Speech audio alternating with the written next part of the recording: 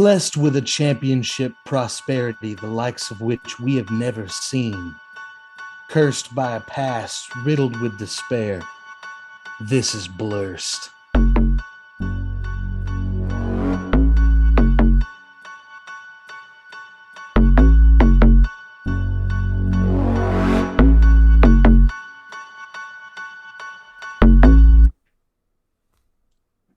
Welcome in, folks. This is our second episode of the week here.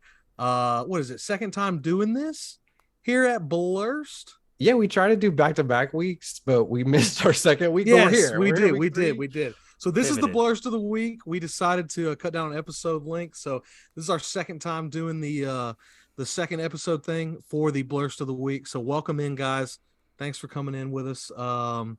Yeah, story and- time. Bob, Yeah, Daddy's going. exactly. Daddy's gonna tell us a And story. this is my first time on the Blursed of the week. Thanks for having me in, guys. I appreciate it. Yeah, glad you made it, Aaron. Yeah, exactly. I hate I missed the last one, but so we're glad we're here for this one. So this week, I think we hinted on it. What was it? The episode before last? I think. Yeah, taking the Browns to the Super Bowl. If you haven't listened to it yet, go back and listen to it. It is on any podcasts or it's on our YouTube as well. So just check it out. So we're kind of tying the last Blursed of the week, like Blake said, to this one. It's not exactly the same, but it will certainly end with a very Browns related topical event that's going on unfortunately. But really what I've got here is what I like to call Goodell's bungles. Okay. And that's basically like we hinted in the other episode, that it is how terribly Roger Goodell has been for the NFL as the commissioner, and not necessarily for the brand, because the NFL is lucky in regards to having a brand that is almost ironclad, in that regardless of how much your commissioner is an idiot, the sport is just king in this nation, and we're the richest nation in the world, and it's going to bring in money because of that. Yeah. I think something to point out real quick, guys. The blurst that comes from this is that the NFL is obviously something that we all love. It's a blessing, yes. But the curse is this ugly side, and it's Goodell's bungles. Well, and I'm gonna add to that, Blake. We're gonna flesh it out a little bit more than that too. Flush The it down the toilet. Let's start with the blessing. So certainly as an overall, yes, exactly what Blake said. But I've got a little more tangible blessing for you. We're gonna start with the most popular commissioner, the man that preceded Roger Goodell, and that is none other than Paul Tagliabue. So Paul Tagliabue was the commissioner when we all fell in love with the game. Depending on Blake, I know you are a young little child compared to Hayden and I. So I don't. It's like 2 or 3 years, man. Yeah, I think he was. Still He's just a baby. Yeah, exactly.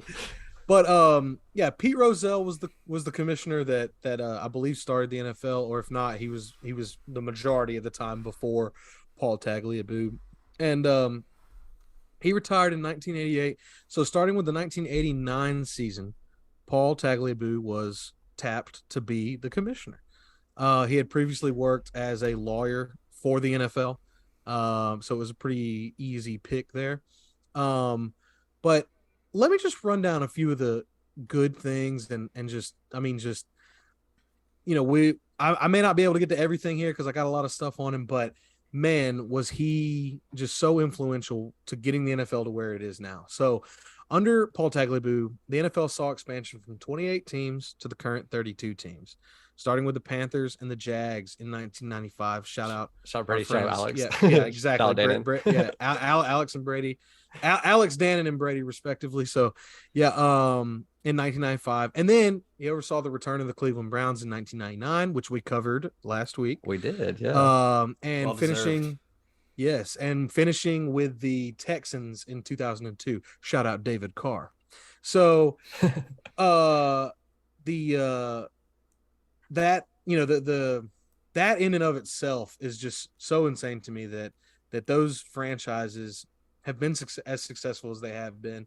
The Jags, I know that not so much of late. The Texans obviously had the Deshaun Watson stuff recently, but the Panthers specifically, the Panthers came in and I believe they were the first expansion team to win They won Super Bowl, right? a Super Bowl, yeah. Yeah. And so that was really impressive. And so moving And on, I'm And the sorry, go ahead. Jags, I was gonna say the Jags were a play away from the Super Bowl as well, not too long ago. Not too long ago, but Yeah. I'd like to more so talk about their time back when they had like Byron Leftwich, when Jack Del Rio, and then Yeah. before him, I can't remember who the Yeah. coach was before him, but like Mark Brunell and Byron Leftwich, they really, I mean, I think Byron led them to a 12-4 season one time. They were really good. Wait, But anyway. you said the Panthers won the Super Bowl? Yeah. Yeah, What, yeah. Jake Delhomme is their Yeah, quarterback, I think. Yeah, Jake Delhomme. What? Over You didn't know that? I'm pretty sure. I thought they lost to the Patriots. Oh wait, no. Did they not? Hold on a second. We got to Maybe clear that- this up because, like, I was like, No, fuck. that's I'm like huge. feeling like I'm That's in an huge. alternate. Oh, no, you're timeline right. They did now. lose. No, they lost did that lose. game. I don't know what I was thinking. No, But they no, made no, it. You're They made it. They made it twice. I think I guess the stat I was messing up was they're the first expansion team to make it. Make it to Super Bowl. Yeah, Yes. exactly. But anyway, yeah, no, you're right. I'm sorry. Good call out there, Hayden. Oof. But yeah, but all the same, that's one of the best Super Bowls to have ever happened. Yes. I believe that was one of the classic Adam Vinatieri last second kicks. Bailing out Brady once again. Bailing out Brady. Exactly. And you're also right. The Jags were super successful from 2004 through 2007, going 9-7, 12-4, 8-8, and 11-5. Yeah, exactly. So yeah, those are huge. But I also want to talk about this. This is something that I actually stumbled upon that I didn't even know in researching this. But Paul Tagliabue revived the American Bowl series that was originally started in 1986 under Rozelle, but faded after just a couple years. But he saw the potential in growing the game on a world level or an international stage. So what the American Bowl was a fifth preseason game that only 2 teams a year got. Now, why they wouldn't just have those teams play 3 preseason games plus the American Bowl, I don't know.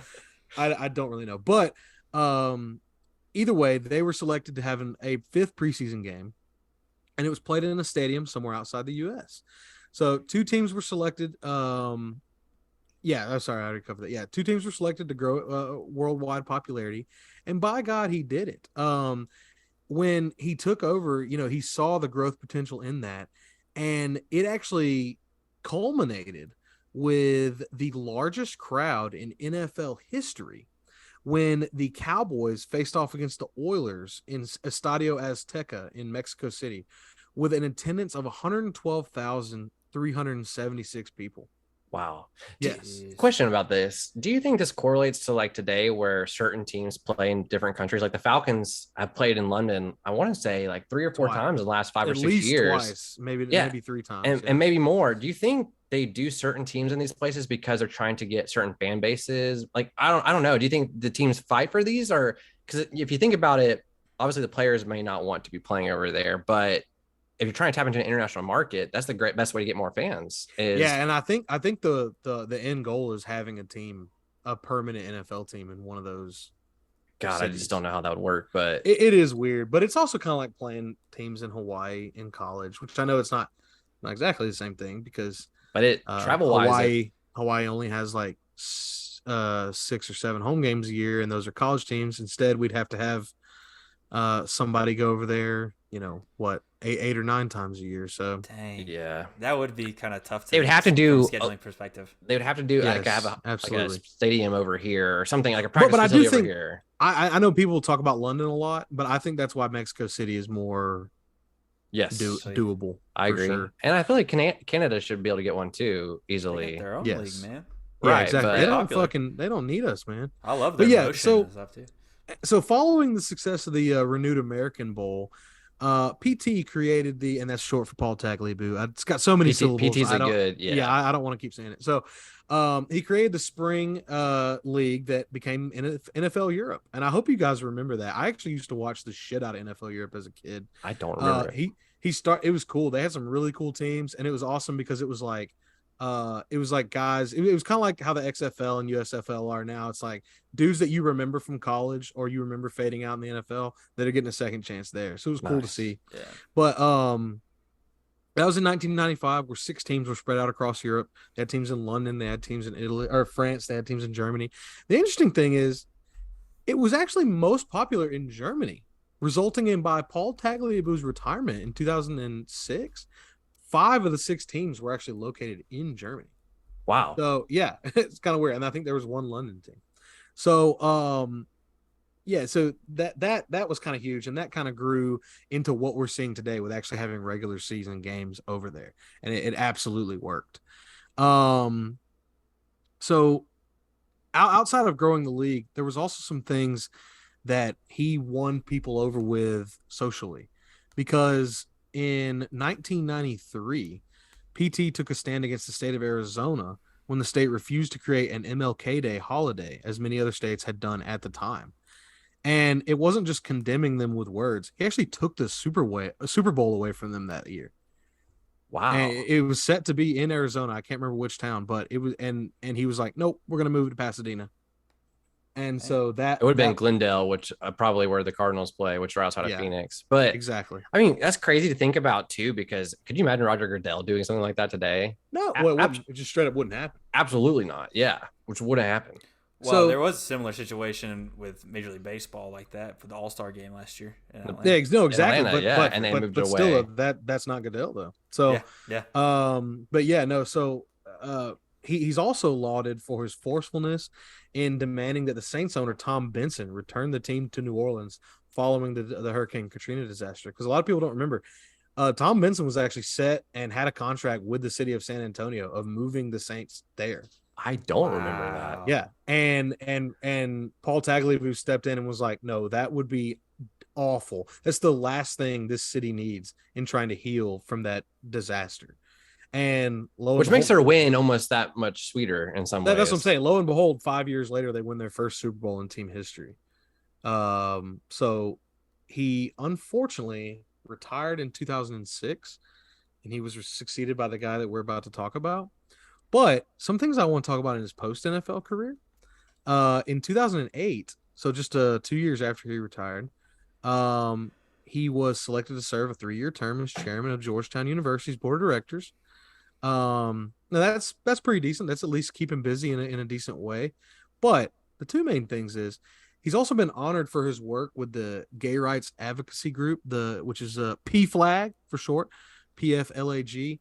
And I had what that stood for, but I don't know, guys. Have you guys ever heard of P Flag before? I haven't. Yeah, Do you so think was go ahead. I was gonna ask, do you think Pete I mean, I don't think this, but there's a chance that PT may have felt like he wanted to retire because his views on life are much different than like where the NFL's headed. Yeah, exactly. The owners and where the NFL's I think now. maybe so. I think it might have been so. And by the way, P Flag stands for Parents, Families, and Friends of Lesbians and Gays, and they are, like I said, and they're a LGBTQ plus advocacy group. And they do great things, honestly, from what I've been reading. So, and they're similar to GLAAD also, but yeah. So, another thing he did was he actually served on the advisory board of the Iris Network, which, for folks that don't know, that is actually a nonprofit blindness rehabilitation agency in Maine. Just so the man, he's just a guy, just a good dude and he was well liked. He's well respected. Like I said, he's known as the best commissioner in NFL history. I'm sure some old heads might say Pete Rozelle, but no, I think if you really look at it, it's Paul Tagliabue.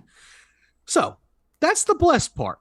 Now, let's move to the cursed part. Okay.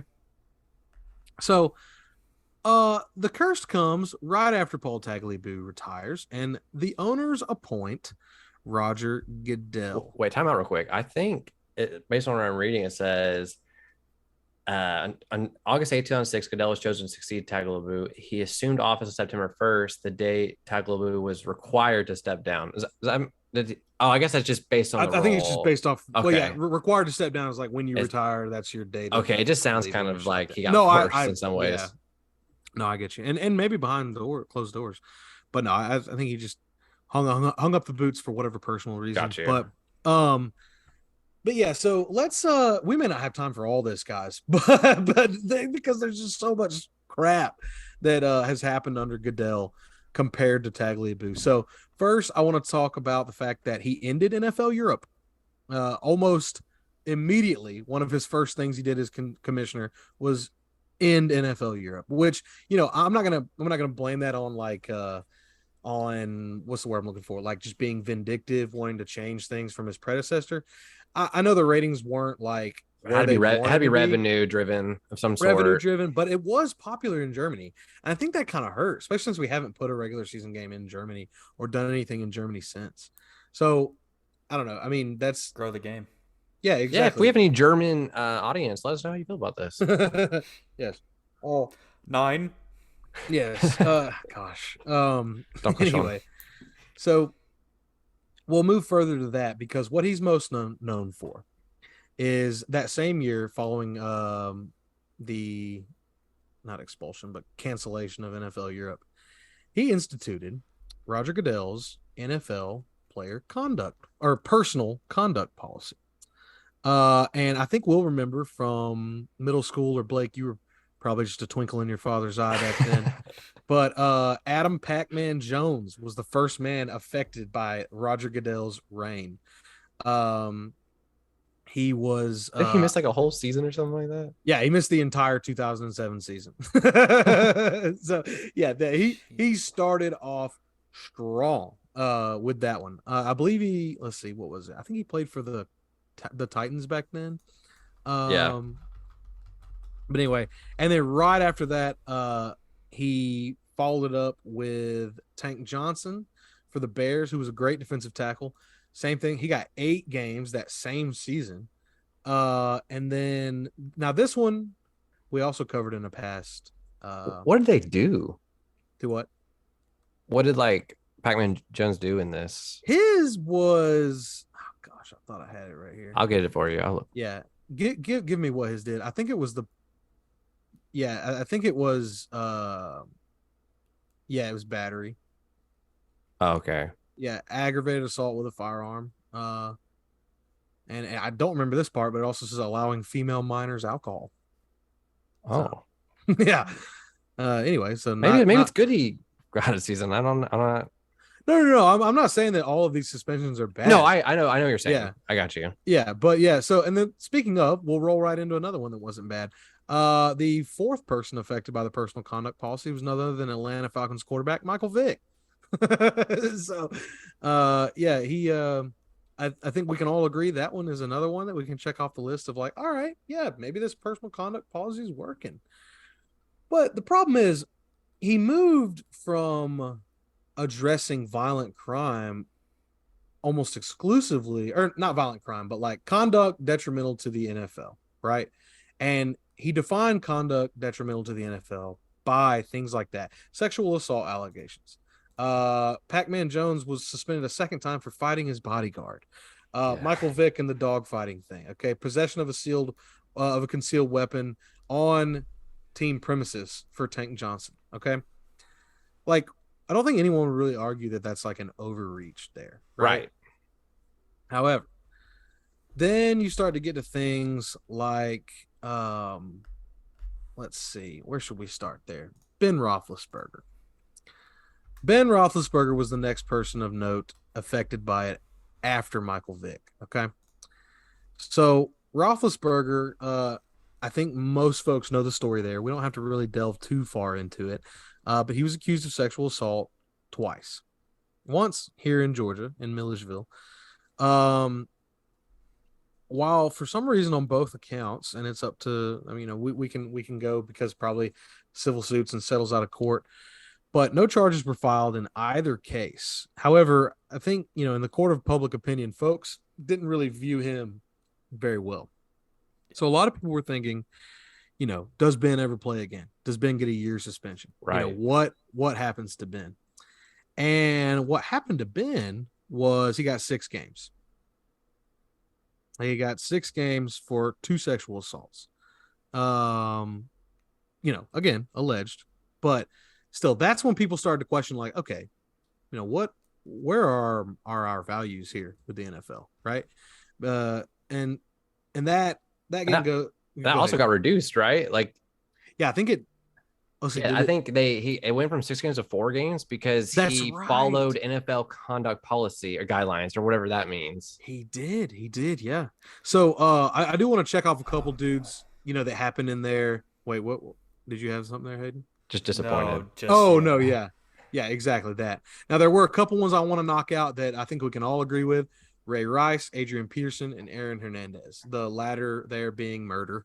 So yeah, I mean they were all Aaron Hernandez. That one kind of took care of itself, 3 and games for him. for Hernandez. Just fine. Yeah, no, oh yeah, As far as had it gone to Goodell, They can get you confused. never know. But Adrian Peterson's, he got an entire season for what he did to his 4-year-old son. And then Ray Rice, his was kind of weird because he got, let's see, I thought I had it right here. His was at a time in his career where he may not have ever played again either, but the NFL went ahead. Goodell suspended No. What happened to indefinitely. Ray Rice was he got suspended indefinitely, and after that video Oh, came out, no, but he no, got that's that's what I'm but he saying. But got I'm reinstated into the NFL. But the NFL blackballed him. No one would re-sign him. He even offered to like that's give up his entire. that's what I was saying is like he got suspended indefinitely, but I think the NFL can play it off. But the way I took it was Ray Rice was at that point of his career where he was kind of. I'm not sure he would have got picked up as an aging running back regardless, is what I'm saying. Oh no, he was really good. I think he would have. No. I know he was really good, but after all that shook out, they were like, okay, he hasn't played football in a while. That's just how I read it at the time. What blows my mind is the fact that I remember when that video came out. It was horrible. It was awful. And that it's one of the most and like they disgusting still things I've ever reinstated seen. him. They still reinstated him back in the NFL. They're like, but you can. It's been a year. You can play now. Right. Like, Yeah. I'm glad the NFL, like the teams within the NFL, blackballed him though and didn't re-sign him. He even vowed to give up his whole paycheck for a season if someone would sign him, but no one would. So I'm going to move on here from the player conduct policy because God, we could spend 2 hours talking about just that right there. But the next thing that I think people felt like he bungled was do you guys remember the ref lockout? Yep. Yes. Yeah. That's horrible. People, it was horrible because they had not come to terms yet before the season on a new CBA for just the refs because that's done separately from the players obviously. So the NFL locked out NFL game officials, and that ain't no joke. Like maybe high school refs, they got to have second jobs, but college and NFL, that's their full-time job. Like that's what they're doing. Didn't they reinstate them after the games were just so horribly reffed and fans were complaining? Specifically that Monday night game with the Packers and the Seahawks where Russell Wilson threw a Hail Mary interception that won them the game. Do you guys remember that? Yes. A Hail Mary interception? Yeah, because it was a I forget how they took that. It was like a simultaneous catch. It was I remember that. They simultaneous both catch. called it and they called it a touchdown. Well, but the problem was one ref called it a touchdown, the other ref called it an interception. Yeah. So they got together and it was like, neither team knew who had won. Because it was literally a Hail Mary. Like there was the play ended the game regardless of what happened. And so neither team knew who won. It took them forever to figure it out. And finally, I think they awarded it to the Seahawks. So anyway, the thing that really stood with me that I felt like this is like a microcosm of how we really feel about Roger Goodell as a whole in his career was what the NFL PA wrote to him in a letter after week 2 of that season. Quote, "It is lost on us as to how you allow a commissioner to cavalierly issue suspensions and fines in the name of player health and safety, yet permit the wholesale removal of the officials that you trained and entrusted to maintain that very health and safety. It has been reported that the two sides are apart by approximately $60,000 per team. We note that your commissioner has fined an individual player as much as that in the name of safety. Your actions are looking more and more like simple greed. As players, we see this as more than just the product that you reference it at times. You cannot simply switch to a group of cheaper officials and fulfill your legal, moral, and duty obligations to us and our fans." And I thought that was a very succinct and well put way of calling out the hypocrisy of Roger Goodell and of the owners, because at the end of the day, that's all he is a puppet for the owners. And I think you're 100% right. And I think that's one of the reasons why Roger Goodell still has this position of power. And I don't see him leaving anytime soon because as much as he's botched all of this that you're getting into and more, he has done nothing but gotten the owners more money and he's Yeah. protected the shield. Like that's what matters to him. And Is like got the himself more NFL. money. He Oh gets them yeah. more money, and I He'll do think he whatever makes they like, say. yeah, I think he gets like $30 million a Oh, year. it's more than that. Is it? His salary this past year was 63.9 million. Goodness. Mm. Huh. I mean He makes that more is. than any player. Oh, obvious. Yeah, yeah. I mean that's just insane. So okay, so we got that. Let's move from that to the CTE scandal. All right, we'll briefly cover the CTE scandal. There's a nice movie you can watch with starring Will Smith that'll flesh it out a little better. But Get Roger Goodell's name out your fucking mouth. God damn it, Blake. But yeah, so now I will say Goodell maybe took the fall on this one more so than he should have. And I only say that because obviously people didn't start getting traumatic brain injuries when he took over. Yeah, it's a byproduct Okay? of the NFL. Yeah, it's a byproduct of the NFL. But what he did do is he perpetuated the cover up that the NFL had been doing for years and years and years. The NFL had people present to them evidence of NFL players who had prolonged careers being more susceptible to Lou Gehrig's disease and chronic traumatic encephalopathy, or CTE. Yeah, CTE. That's why everyone calls it CTE because it's so hard to say. But anyway, yeah, so they settled on a $765 million settlement with former NFL players, which I don't know. Don't think that's enough. But either way, because it's divided out over thousands of dudes, obviously. Yeah. You want to look at the Junior Seau thing as a big example. I mean, it's a good thing I was going to say, we remember Junior Seau committing suicide, I think, when we were in high school. And he left a note. He was sane enough. While he was troubled so much by CTE, he was still sane enough to leave his suicide note that said, I'm shooting myself in the chest instead of the head so that someone can examine my brain and figure out what's wrong with me. Like, he knew. Yeah. Yeah. It's sad. It's sad. I probably didn't feel like himself. And the sad part about this, not sad part. The good part about this is that because all this information is coming out there, you're starting to see players retire earlier, which I hate to see some of these good players go early, but I get it. I mean, their health's super important. And unlike some of these other sports, the NFL will run you into the ground, literally. Absolutely. So a few things we're not going to get into too much, but that also everyone remembers Goodell boggling. We got Deflategate. Okay, that was the first time that he had used an arbitrator, I believe, because of the other things. Another thing I forgot to cover, when he expanded the personal conduct controversy or policy that stemmed from the controversy about marijuana. So he added the alcohol and drugs side of it to it a few years afterward. And that's when you get things like suspending Josh Gordon 6 times in his career. Now, I mean, Josh Gordon has missed more time for weed than Deshaun Watson will for for sexual assault. Yeah, sexual assault for 24 that went to the NFL, but the 57 or whatever the number is now, the absurdly high number that reported that he did it. Yeah. Absolutely. Yeah, no, I mean, it's sickening. It is sickening. It's a great word to use there, Blake. That's exactly what it is. I want to move on again to how he handled, and I want to directly compare how Tagliabue was with the MLK Day situation.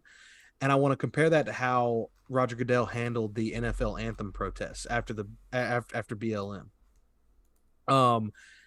If you guys remember, he came out and it was obviously prompted by the owners, but in 2018, he and the NFL owners approved a new policy requiring all players to stand during the anthem, or they could go stay in the locker room if they wouldn't stand. And the worst part about this is, like, support your players here. Like, your players. Yeah. What bothers me about this is that people still don't understand that, one, taking a knee is never a sign of disrespect. Like in sports, it's one of the signs of respect. You take a knee to show respect to another player who has fallen or hurt. So, like, taking a knee, like when your coach talks to you, you take a knee in front of him. Yes. So it's never a sign to disrespect the flag. It wasn't to, and the fact that he could not articulate that because he was too afraid. Because I'll be honest with you, him saying that would hurt the shield in the sense that there would be some racist people who would never want to watch the NFL again because he stuck up for them. And we're not a political podcast, so I'm not going to get into my thoughts as to too deep into the whole standing or not standing for the anthem. But I think you hit the nail on the head there. Regardless of what your political beliefs are with that, it's like, support your players, like you said. It's like let them do what they want. And eventually, he did come out and say that he encouraged players to speak their minds more freely. But that only did. Do you guys remember why that eventually happened? I don't remember why. I remember it happening, but George Floyd had to get that's murdered that's right. Yeah. for that to happen. And that's the problem is like the NFL, the players were trying to notice this before anyone else was, before that happened. And like if he just could have articulated why Colin this was Kaepernick. happening more. Exactly. Yeah. If you just articulate why they were doing it more than, because I think what he did made it even worse. Like it just, it absolutely did. It made it more of a big deal than it should have been, because it should never have been a big deal about them kneeling. The big deal should have been why they're kneeling. And he should just discuss that. He should have just talked, like, just say why they're doing it. And you guys know, and like me as a person, you guys know this. If any of them are like me at all in any regard, and I'm sure a lot of them are more so than I am, given their upbringings and where they're at in life, is like, if anyone tells me to not do something, well, the only effect that's going to have on me is that I'm going to do it. It's like that. If I ever had any doubts about it, then I'm now doing it. So I don't know what he thought that was really going to do, especially with such a serious topic as that. All right. I know we're a little short on time here. I'm gonna bust straight to the most recent example of Goodell bungling a high profile case, and that's none other than Deshaun Watson. This one's a doozy. It is, folks. So quick little recap of how it started. In January of 2021, it is reported that Deshaun Watson asked to be traded from the Texans. Okay. On March 16th, attorney Tony Busby, March 16th that same year, if it wasn't clear, announces a civil lawsuit will be filed against Watson of sexual assault. When the first allegation was filed, a day after attorney Tony Busby announced it, Deshaun took to Twitter to denounce the claim. He was like, didn't happen. Don't know what she's talking about. I don't have the exact tweet, but that was the gist of it. Then 96 days went by, and the 24th allegation rolled in. Okay? And not only it didn't just get rolled in, it was filed. And Deshaun and his camp came out once again. No remorse, no explanations other than they're all a money grab. All 24 of them. I actually remember while this was happening, us as a friend group talking about this stuff. And the first one, we're like, oh, crap. Do y'all see that about Deshaun Watson? And I remember when by the 24th came out, we're like, holy shit. Like, this guy may never play again. Like, that was kind of how I thought at this point. Like, that's how I still think. But that's, we don't have to go super, like I said, into our personal views on it there. But no, I totally agree. That's what I thought when it happened. And so he goes on. He settles 20 of the 24 claims out of court. Deshaun then doesn't play the entire 21 season, and right after the 21 season, or not right after, but what was it? Just before the draft, maybe? Yeah, it was during peak offseason. Yeah. The sweepstakes for Deshaun start because the Texans realize that they can't keep him. So, and at this point too, we also don't know what's going to happen. Like, is he innocent? Like, because he never went to a criminal court, and yeah. So he wasn't suspended the 2021 season. No, he sat out. Play. Yeah, it was the Texans' decision. Yeah, exactly. Like, I don't think it was the Texans' decision. I don't think he wanted to. He chose not to play. Yeah. I think he did not play. He chose not to play. Was it him? I thought it was the Texans. No, because here's the crazy part about all this stuff is the Texans knew way more than everyone thinks they knew, and it's starting to come out that the NFL does a great job of hiding that part. Like the NFL, Goodell, and just to get into a conspiracy theory here, Blake, that's why I put the little first part there. On the 28th of January, it was reported that Deshaun Watson asked to be traded, and then a couple months later, that's when Tony Busby announces a civil lawsuit will be fired. I don't want anyone to think what I'm about to say is that it's all made up and that it's the Texans trying to hit him where it hurts. What I do think is it's further damning evidence that the Texans knew all this all along. Yes. And that I'm not saying they were the ones that were like, okay, go ahead and do it. But I do think that it's too close of a connection to say that they didn't know. And then yet the allegations were filed that closely. The team has to know. Like, the team has to know where he's going to do these things. And the crazy part too, and this is a little off topic from this, but like the whole Dan Snyder thing with the Washington Commanders, like Right. Roger Goodell has a history of protecting the owners and just sweeping stuff under the rug for them, and other people take the blame. 100%. So, yeah, the Falcons tried to get Deshaun. We don't have to super go there. It ended up pushing Matt Ryan out of Atlanta prematurely, but that was okay. I'm kind of happy for Matt. I don't think anyone. I would love to see him retire as a Falcon, But he gets a chance at a ring now. he gets a chance to actually, not get sacked every play. So, um, yeah, the Browns come out and say that it's okay, guys. We did our own research into it, which we've been hearing that a lot recently in America, and we did our own research into it. I think he's completely clear. We would not have done this if we didn't think that he was innocent. All of those things that you're going to say when you give a guy the highest or the largest guaranteed deal in NFL history. Okay. But then if you look a little closer at that deal, you'll see that they structured it so that he was only set to make $1 million in the first season of that deal. Curious that with our innocent quarterback, we're just going to Interesting, isn't that? What I hate about it the most is this is a huge FU, I feel like, from the Browns to women everywhere in some ways. Oh, like, absolutely. We know this guy got away with this, and we're going to give him money to show that way. You know what I mean? Like, I don't have to the NFL time and time again with how they treat marijuana and gambling versus how they treat violence against women is they can't help but to essentially send the message to women that hey, we really don't care about you, to be honest with you. Like, we're going to keep making money regardless of how we handle these issues, and we don't really care how it affects you. And we'd much rather go ahead. Not to take it to like a super political place, but like it's Roger Goodell perpetuating the political backing of the owners. Yes, and so absolutely. The owners are all super rich, like billionaire status white men, and except for Shad Khan. Except for Shad Khan. Yeah, right. So he's the token POC. But yeah, I mean, they're pushing what they want to happen, and they're pushing their product. And so traditionally, these rich white guys are against like marijuana use and drug use in America. And then, speaking of Dan Snyder, like a lot of them have their own issues. Robert Kraft as well. Right. With and the Panthers their owner, relationships with women. Yeah. The Panthers owner got kicked out for the same thing. We don't even have to talk about the Jeffrey Epstein. What's his name? Epstein, like that whole thing, and Robert Kraft on that list, Jerry Jones. Like, there's a whole slew of history with these owners doing nefarious things.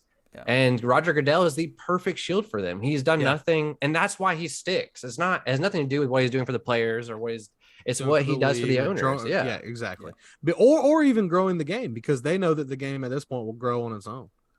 Well, they kind of, honestly though, they do know that, because the problem is the NFL is just such a good product. Like, exactly, he doesn't have to do anything. No. Well, that's how he earned that salary. Is he sold his soul to be the face of this product. Yeah. He soaks up all the stuff, and we love Arthur Blank here in Atlanta, but I mean, Arthur's unfortunately a part of that cabal of people that just force, like Hayden was saying, their beliefs onto the league, and as far as into how the rules are made for the league, and how they react to things. I was glad that Arthur hired a person of color for our GM. Like, we at least did something. I know it wasn't a head coach. I don't even know who we interviewed, but and I do still think that Arthur's one of the best owners out there. But he's very philanthropic. Yes, I agree. But he's also not coming out and saying anything that steps out of line. Right. No, he's staying status quo. They all do, though. They all stick status quo. Lockstep. Yeah, 100%. Because they don't want any of them to get Don Sterling. Yeah, you guys remember that? And we can talk about it too. Yeah, and we can talk about it here too. Is that I think one of the big reasons Deshaun was even looked after coming to Atlanta has a lot to do with Arthur Blank wanting him here. For sure. Hey, wait, are you Blake? What? Did I lose you there? No. Oh, I thought you just cut yourself off mid-sentence. Oh, did I? I was I Maybe that was think I the just stopped innocence. talking. I think it was the innocence. I was just Okay. talking about how I think one of the reasons Deshaun Watson was looked at to come here. And I know some Atlanta fans are like, well, it also has to do with Terry Fontenot and Arthur Smith. I do think a large reason though, because Terry Fontenot is not dumb. He knows we're not a quarterback. Like trading for Deshaun Watson would make zero sense for our future trying to success based on how much we have to Right. give up to get him. And so Terry Fontenot knows that. Like, I think it really was a push from Arthur Blank. I 100% agree. But let me move on to wrap this up here to actually fully talk about what just happened in the news as far as how he bungled this yet again. Because this is a reverse bungle this time. And in that way that he picked this case of all the ones that he could have just ruled on. Now I get it. It also had to do a lot with the NFL bargaining agreement, I believe this time Right. around. It did. They both decided on a judge to arbitrate this, and they picked Judge Sue Robinson. Now, Judge Sue came out and wrote a scathing decision. I don't know if you guys read it. It was scathing. I was reading it and I was like, okay, so she might suspend him indefinitely. He might get a year here. She basically said that he's guilty of the crimes he's alleged to have committed. Every single one of them. Every single one of them. And then she was like, I'm going to give him 6 games. And I don't know if that was like a fuck you to Roger Goodell or if she's just that incompetent. Go ahead.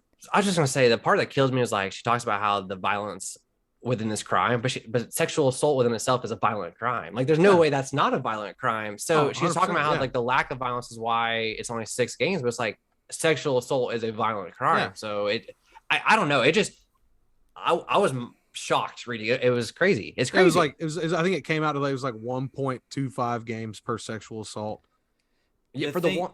Yes. For the ones that she reviewed. Yes. It feels like what she did was she put a monetary value on sexual assault. Yeah. And that's how she decided the number of games, which is really fucked up. And it makes me insane. Really mad that that's even considered. Yeah, she was like, based on what's happened in the past, this seems like a fair. And I was like, no, you shouldn't.